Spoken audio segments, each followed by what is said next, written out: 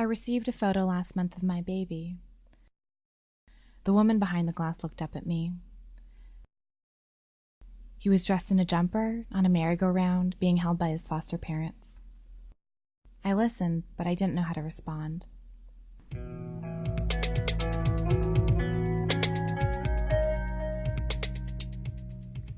In April, I went to the Yuba County Jail to interview Tatyana Mitrohina, a woman set for deportation who had lost her child to the foster care system several months earlier.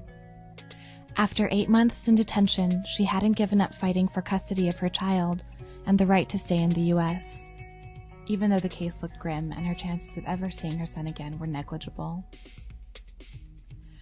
As we talked, she took out documents from a portfolio and pressed them up to the glass partition, pointing out the official seals that showed she was legally adopted to the U.S.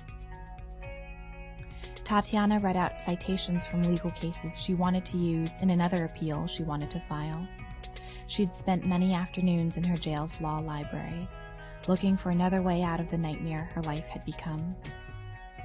I was struck by her faith in the system and her confidence in the inevitability of justice. Tatyana believed she had basic rights as a person and as a mother, that the legal system would not deny her justice if they knew the full truth.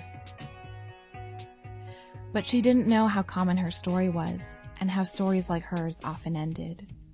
It made it hard to look her in the eye.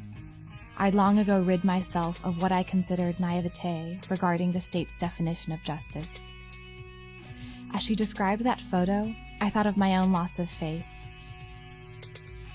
She wondered aloud about the care he was receiving, about who the people were that were now responsible for his life. It wasn't a matter of her naivete. Believing was a necessary survival tactic, a faith that she couldn't afford to lose.